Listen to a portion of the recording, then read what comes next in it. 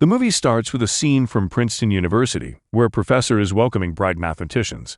Here is when we are introduced to John Nash, who is the protagonist of the story. He is a young, bright mathematician, but he is also antisocial. He does not introduce himself to his fellow intellectuals. His fellow students find him quite odd. He gets amused by the smallest things, such as a reflecting light of a glass, which they find strange. He tries to communicate to them, but the conversation is rather odd, which makes John go to his room. There he meets his roommate, who is a drunkard. His name is Charles Herman. The young mathematician doesn't want to waste his time and gets to studying. Charles wants to get to know John better and asks him to have a talk. They go outside for a drink and start chatting. John opens up to Charles and explains his ideas. His goal is to stand out, to come up with something so genius, something that's never done before. He focuses on his studies because he comes from a poor family and cannot afford to lose this opportunity. John gets to his plan. He starts analyzing everything around him. He's analyzing the birds' movements when his fellow students notice him. He is challenged by the classmate Martin to a chess game.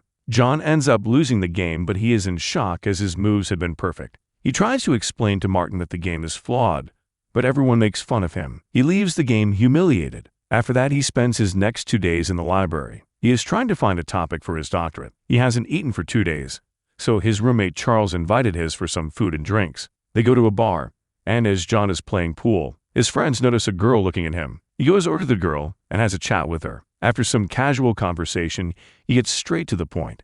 He tells the girl he wants to have intense moments with her. He doesn't like to delay the obvious thing. How do you think the girl responds? Well, of course, she feels offended, and she even slaps John.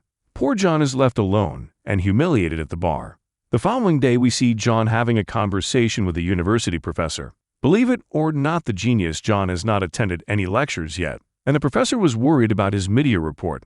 John wasn't even close to publishing his paper. He tries to buy more time from the professor, but his request is denied. The professor says that if John doesn't finish his assignment, he would not get a placement this year. John starts working on his theory. Like any genius, writings on the windows and walls. One day he is so frustrated because he is unable to progress.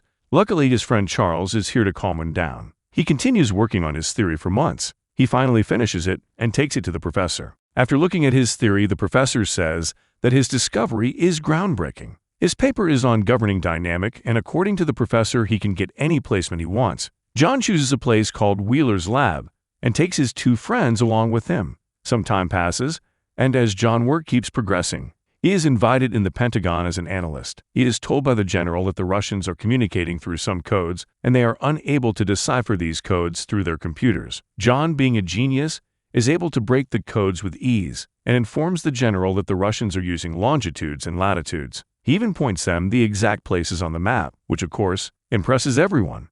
Upon talking with the general and his team, John notices a man in a black suit, the black hat, looking at him from above. John asks for his identity, but they don't reveal it to him. John continues working in the Wheeler's lab, but is unhappy. One day, as John is leaving his class, he stumbles upon the man in the black suit.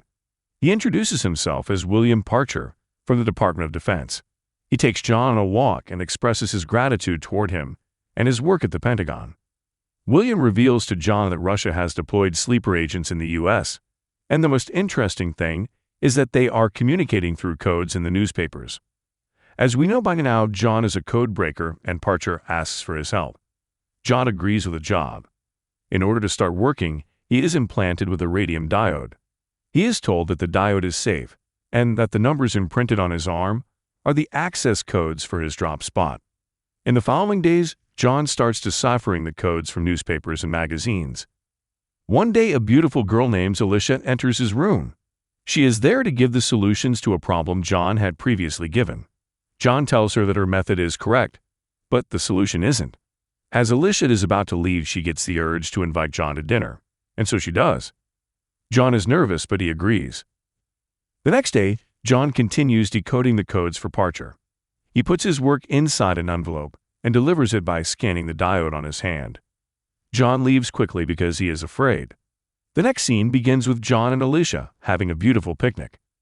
John decided to move forward again and asks Alicia to have intense moments with him. John is surprised when Alicia kisses him instead of slapping him. A match made in heaven, right?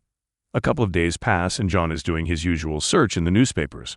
As he's sitting in a garden, a young girl approaches him. She introduces herself as Charles' niece, who has come to meet him. Old friends are catching up together as they reunite. John tells Charles about Alicia and asks of his opinion about her. This is where John reveals that he wants to propose to Alicia. His proposal is unique as he is a unique man. He proposes to Alicia by giving her a glass sphere that can display every possible color and asking her to marry him.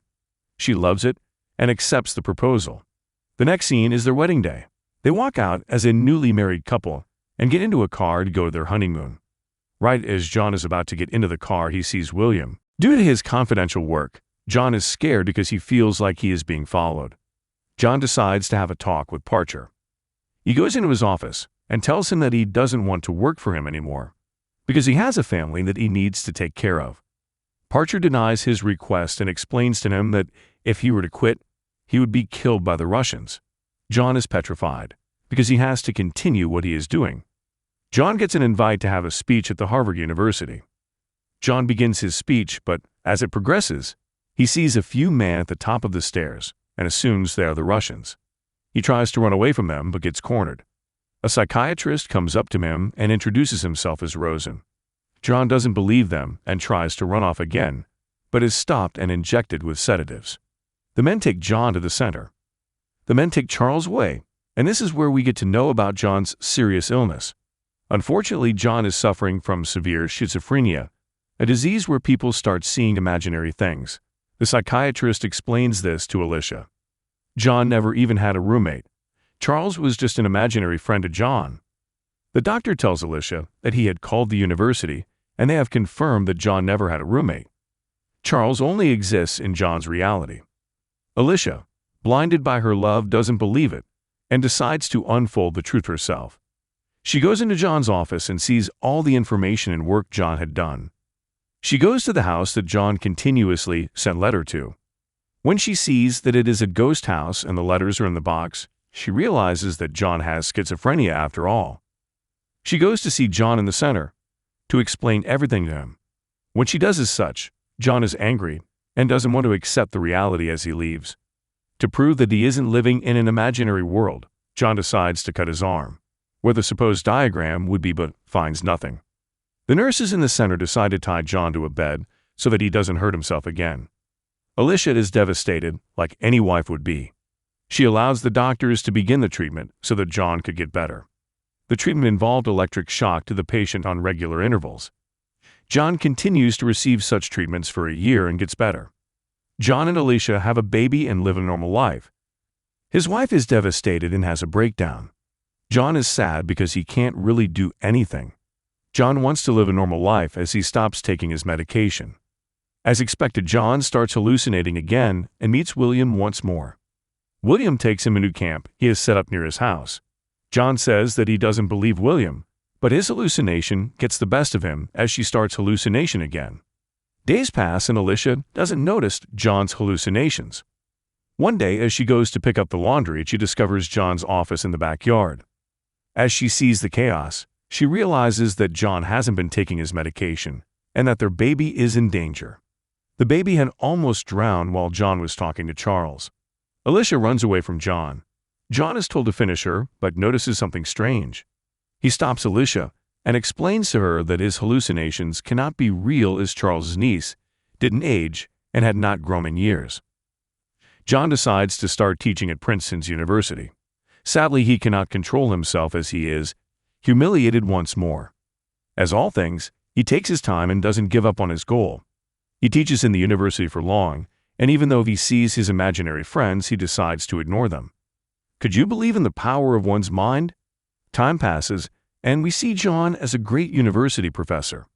One day, Thomas King informs John that he is being considered for a Nobel Prize, as his work has become a cornerstone for economics. To congratulate John, all the professors give him their pens. The last scene of the movie changes to the Nobel Prize ceremony in 1994. As John is accepting the prize, he thanks his wife Alicia, as she had been the only one that stood by his side no matter what. He claims that the greatest discovery in his life was his love of Alicia. The ceremony ends and John continues to see Charles, but chooses to ignore them as the movie ends.